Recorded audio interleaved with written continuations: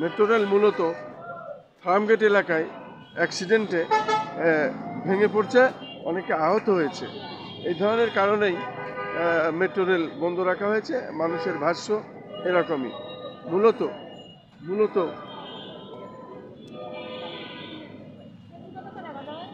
মানুষের বেশ সমস্যা, বিশেষ করে রাজধানী ঢাকা সবসময় যানজট।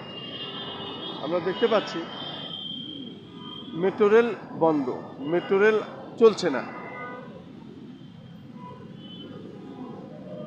সে কারণেই রাস্তায় প্রচণ্ড জ্যাম, এবং এই জ্যাম লেগে আছে মেট্রো রেল বন্ধ থাকার কারণে।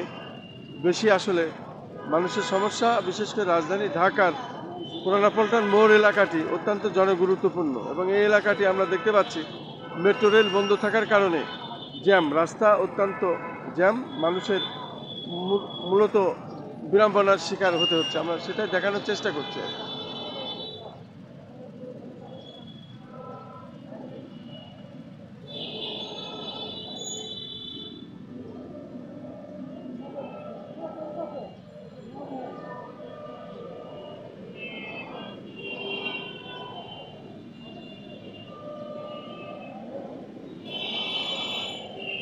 মূলত এই জ্যামটি দীর্ঘ সময় লেগে আছে বাংলাদেশ সচিবালয়ের পাশে, বিশেষ করে মেট্রো রেলের যে স্টেশন, এখানে আমরা মানুষের বিড়ম্বনার শিকার দেখতে পাচ্ছি, এবং মেট্রো রেল বন্ধ আছে।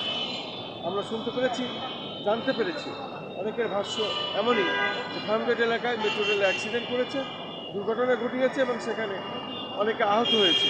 নিহতের খবরটা আমরা এখনো পাইনি, তবে ইন্টারনেটের যুগ, আমরা সবই পেয়ে যাব, জানতে পারবো। হয়তোবা অতি দ্রুত আবার মেট্রো রেল চালু হবে, মানুষের বিড়ম্বনা শেষ হবে, দুর্ভোগ শেষ হবে। আমি খন্দকার ওয়াসিদুজ্জামান, আমি ধারাবাহিকভাবে এটা দেখে যাচ্ছি, আমার চ্যানেলগুলির পক্ষ থেকে আমি এটা দেখে যাচ্ছি ধারাবাহিকভাবে। আজকে আমি বিশেষ করে পুরানা পল্টন মোড় এলাকার চিত্রটি দেখে যাচ্ছি, অত্যন্ত জনগুরুত্বপূর্ণ এই এলাকাটি।